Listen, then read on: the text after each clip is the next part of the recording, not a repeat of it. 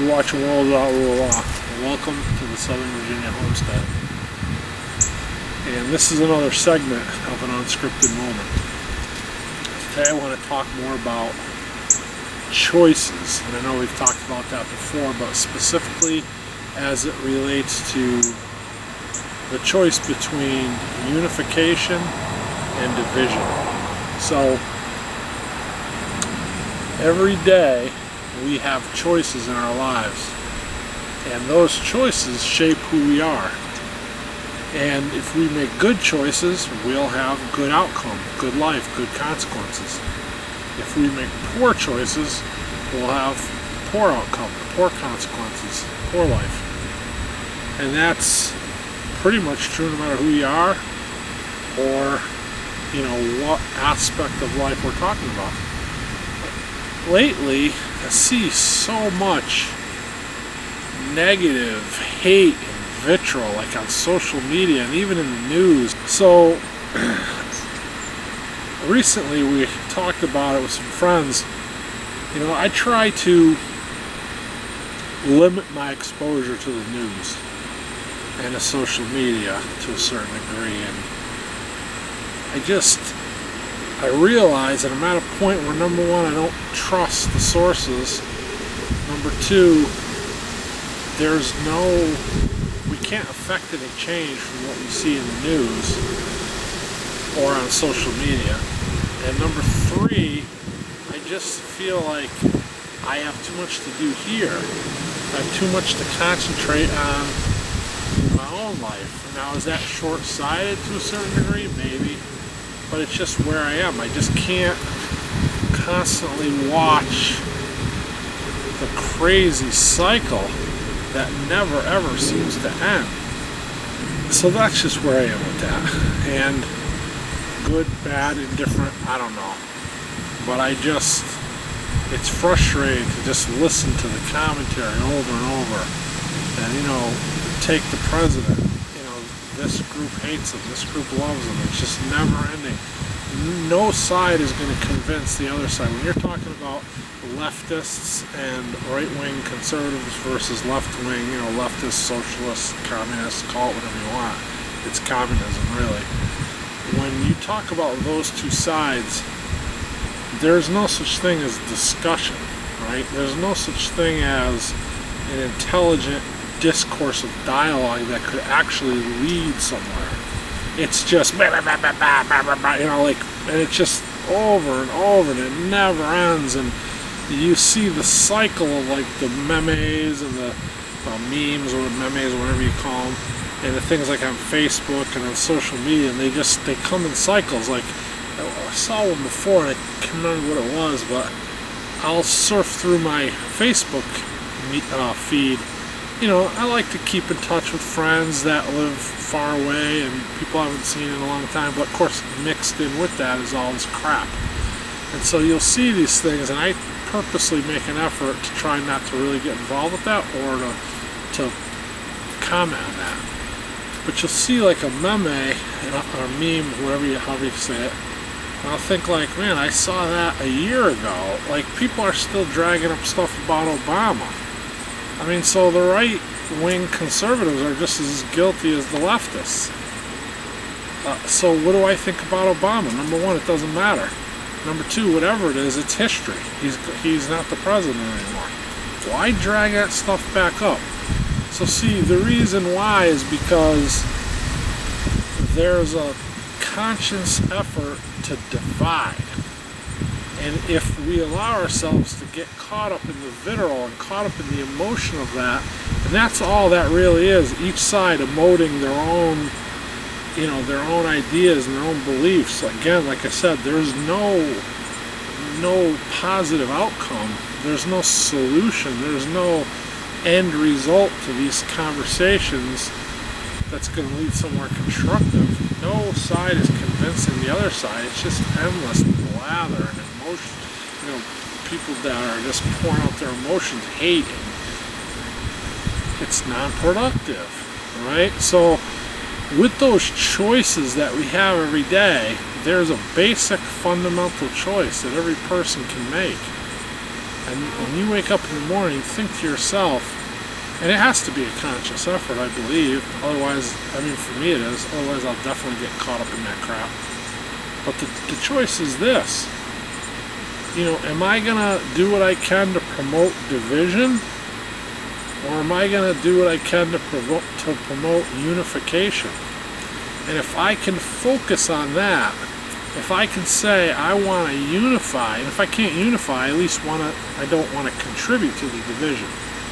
So every time I watch a video on YouTube and go to comment, or see a post on Facebook or Twitter or one of these other things, I have to consciously think of that and make that choice. No, I'm not going to get involved in this conversation.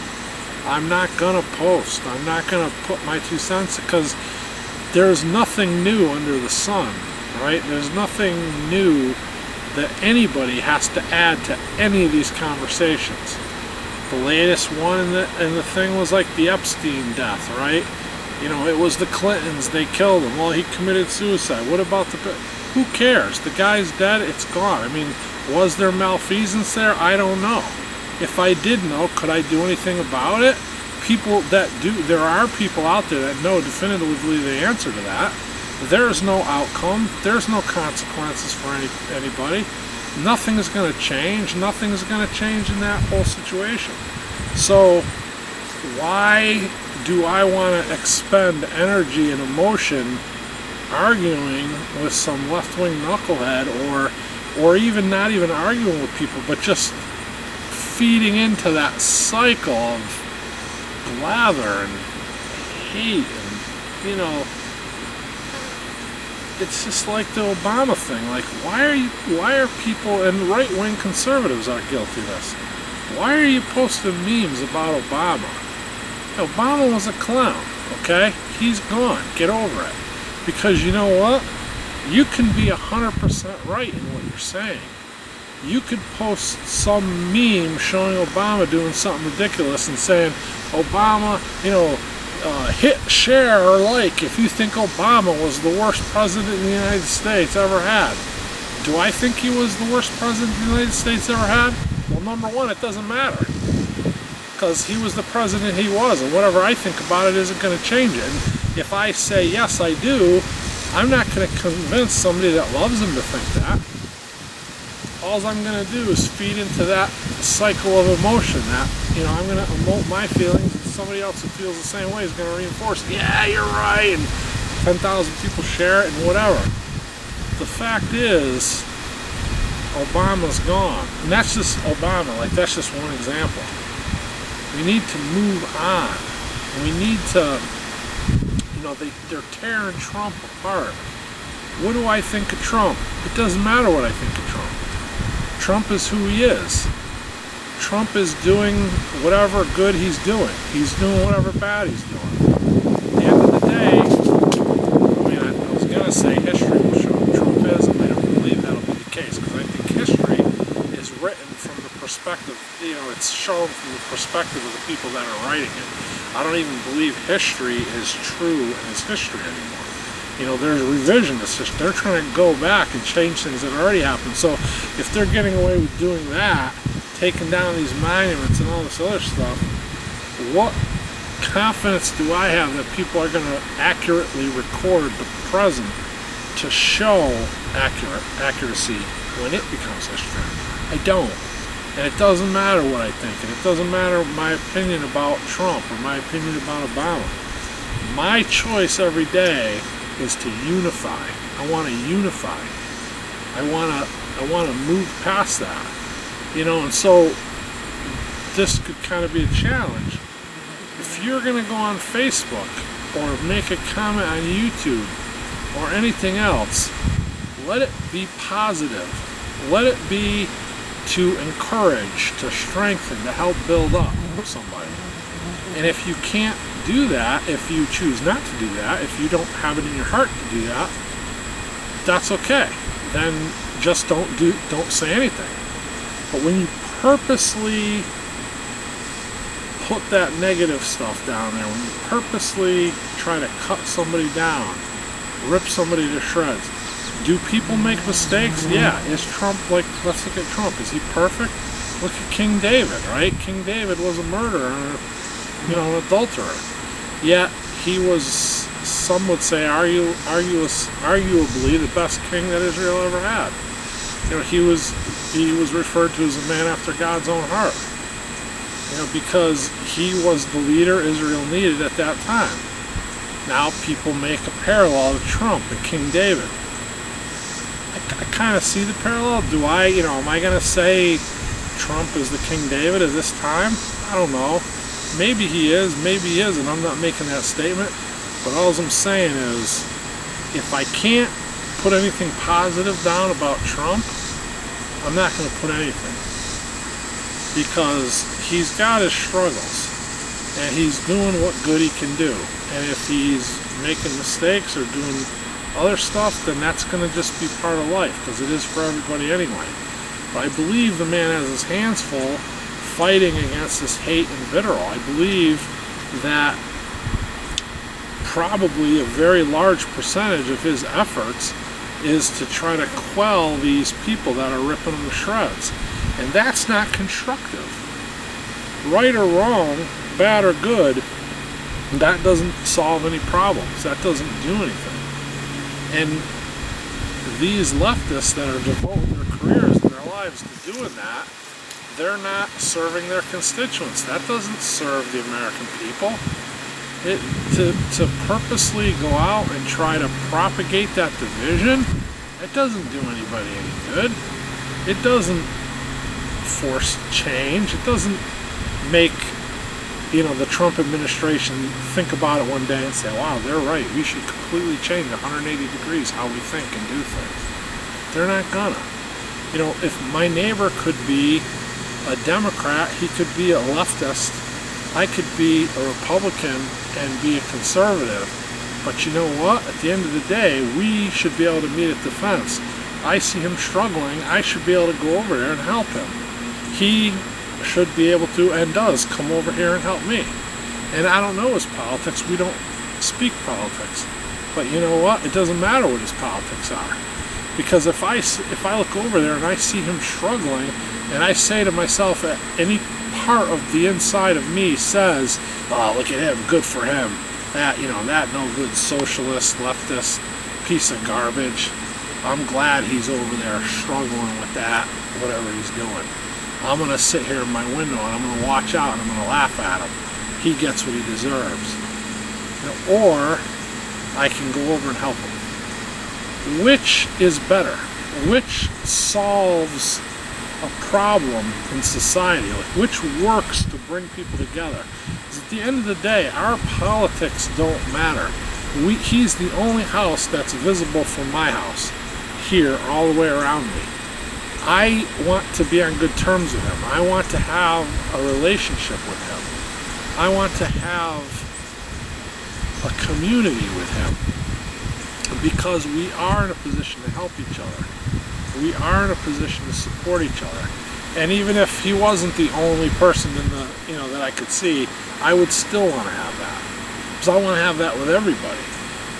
But, that's a choice that both of us make every day too. Is we get up and we say, consciously or unconsciously, I'm going to work with him to unify, or I'm going to work with him to divide. And watching him out the window and watching him struggle over there may not be actively doing anything to divide, but it's fostering that division. It's fostering the culture and the mindset of that division. And we have that same choice to make with the entire world, because if I sit in front of my keyboard and type something on Facebook, it doesn't have to be somebody that's across the road down the hill. It could be somebody that's 1,000 miles away. And the outcome is the same, positively or negatively, however I choose to act. When we wake up every day, choose unity. Choose to encourage. Choose to edify. Somewhere in Proverbs, I believe it's in the beginning, it might even be Proverbs 1, there's a verse that said, the fear of the Lord is the beginning of knowledge. So, to fear the Lord, to want to follow the Lord, to love the Lord, is the beginning. It's the beginning of knowledge, or beginning of wisdom, and that's important, right? Because that spirit of unity grows from that. It grows from the love that Christ has for us. It grows from the love that Christ has for the believer, for his children, and the command that we have to love each other. And that starts with that choice to unify. That's the very first step. It's the very basic element of that. Every day, choose to unify. And I think if, and I know it's unrealistic, trust me, but if everybody in the world woke up and did that, the world would be a much better place. And I'm not living in some sugar plum fairy tale world that believes that can actually happen, but I'm going to tell you that I want it to be true here, for me, here and here. And that's where it starts and really where it ends, because that's all I have control over. I can't control how the rest of the world reacts, interacts, proacts. I can't control that. They're going to act the way that they act, the choice that they make to act a certain way. And really, again, it comes down to two basic choices. You're choosing to unify, or you're choosing to divide. And it goes a long way. But again, each individual only can make that decision for themselves and control their influence in their own sphere of life. Your neighbor, your family members, people at church, people you run into at the grocery store. And if they see that and take that lead, it can grow, it can spread. Again, am I naive enough to believe it's going to spread to every single person and everybody's going to be standing around singing Kumbaya together? No, I'm not. But you know what? It's got to start somewhere. It's got to have a progression. It's got to start somewhere. It starts here. It starts here, and it starts here. Thanks for watching.